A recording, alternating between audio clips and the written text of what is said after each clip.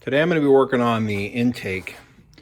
So this is the BHW TDI stock intake. And it's a pretty good intake. It's tubular cast and it flows pretty well. There's a problem with it though.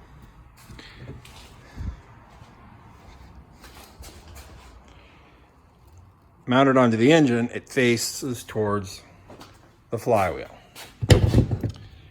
Well, with my conversion, I want it to face forward so it can connect to my front-mounted intercooler, not to the back. I thought about a couple of different ways to fix this. One is to buy a regular stainless flange, which they make, and then make my own tubular intake, which I may end up doing at some point.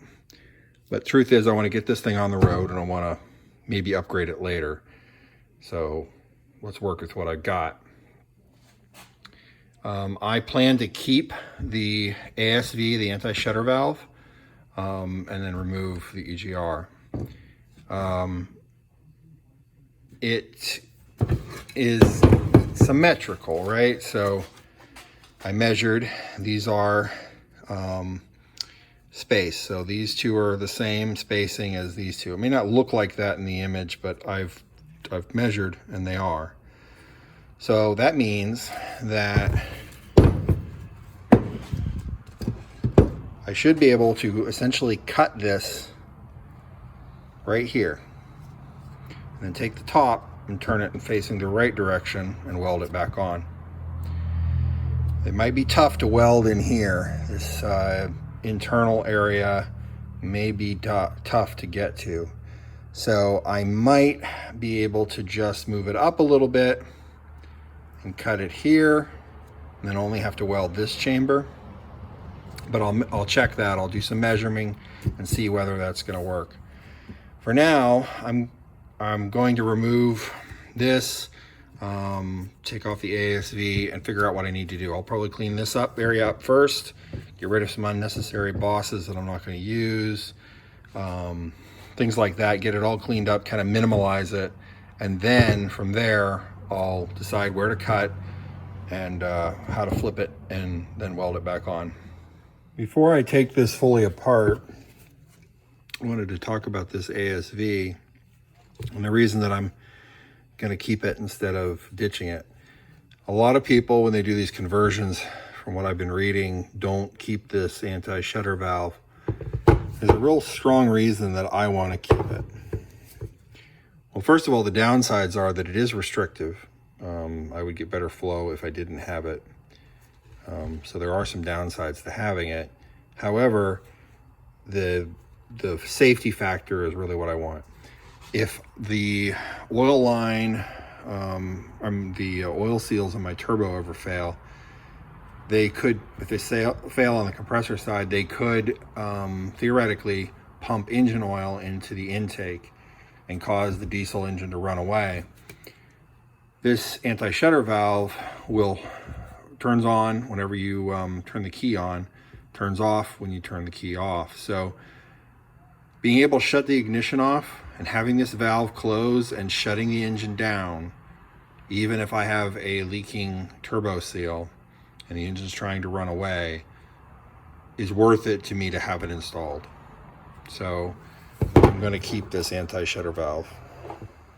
All right, I got a couple pieces removed. I just did this with a Sawzall. You can see what I'm going to do. I'm going to finish rounding this off to follow the contour of this pipe. And then I'll replate this area here, make it nice and smooth. Look how much caked there is from that EGR. The rest I'll do with a grinder and a burr. I'll get the rest of this off and these bosses off, and then all this, and I'll replate this here. And once that's done, I'll cut and flip, or at least after these bosses are off.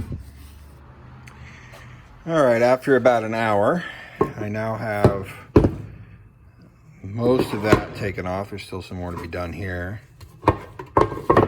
and smoothed out. So now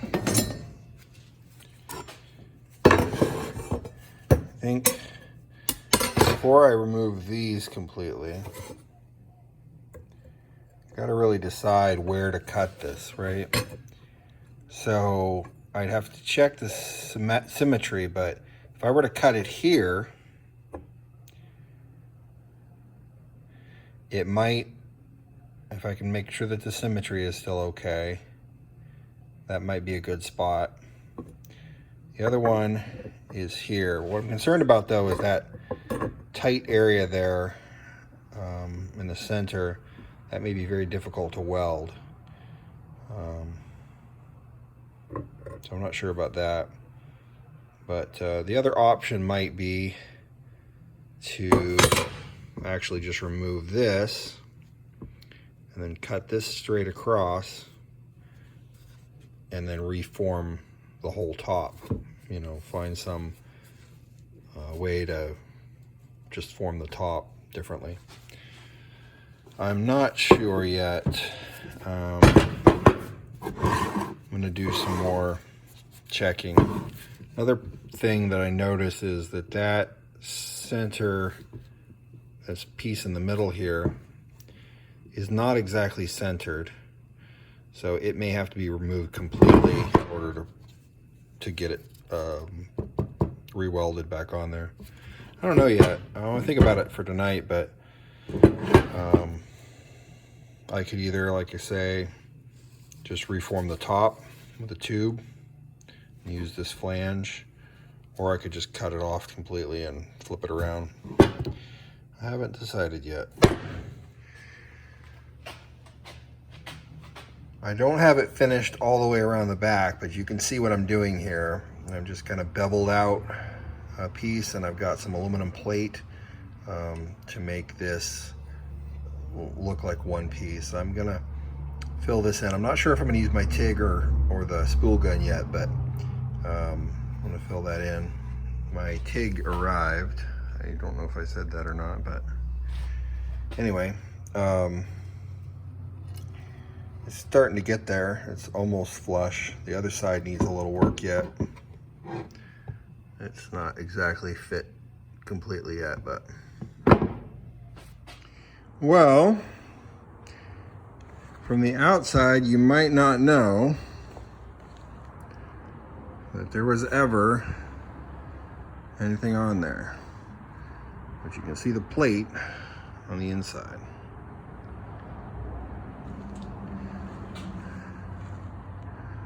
So now, the next step is to go ahead and cut this and flip it around and re-weld it. I've got the piece secured in the vise here on my band cutter. It's gonna cut right about here all the way down. Squared it with a square, and then since this is offset a little bit here, I'm using this to give some additional holding power. Got a little piece of towel in between there so it doesn't mar up the gasket sealing area. We're gonna give it a try. I had to do it this direction because the only way for the this part of it to clear is to be on the outside. There's not much room between the blade and the top, so I got to have this on the inside. So it's not ideal, but that's about as good as I can get it. I'm going to try and cut real slow and see how it goes. Chopped in half. All the carbon in here needs to go, but I already scraped out a bunch of it and there's still tons of it. But chopped in half, and I'm gonna clean this up a bit, and then I'll set up the reverse. It lines up fairly well. There's gonna have to be some work here on this edge, but I gotta get all this area cleaned up first. Get these out of here, and then clean these up. I'll leave this bottom piece here, but I'm gonna cut these out. These don't line up These are different depths, so they'll just have to be kind of welded together there, but I think it's going to work.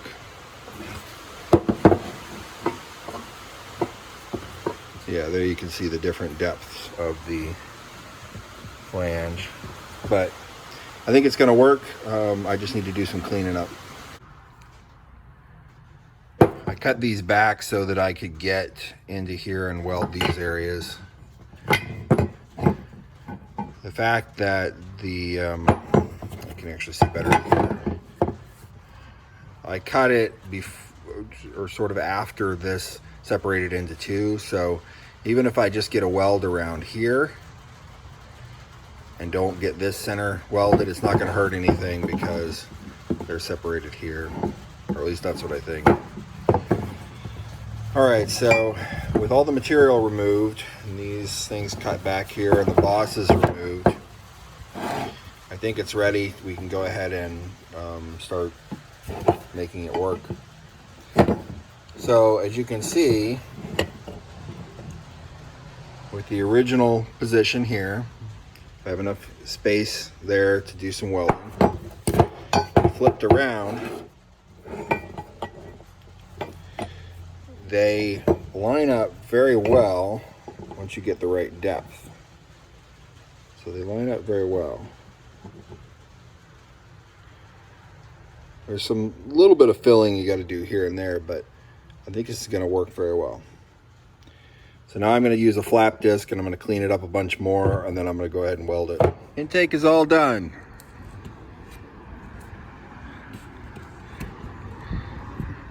There's some pinholes here where I filled in this area, but they're not for the actual seal. I'm not worried about these leaking.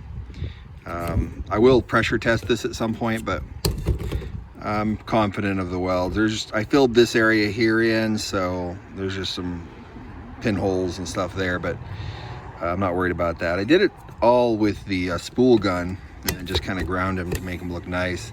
I was going to use the TIG, but spool gun was already all set up, so I used that one. Not bad for just tinkering around. A couple hours. I think total time, I didn't track it exactly, but total time was probably 4 hours, 4.5 hours to do that, something like that. Not bad. I'm gonna have to remove that crankcase ventilation tube, move it, turn it the other direction. I think it's just glued in there, but it does interfere just slightly. But there's in the right position, ready to go.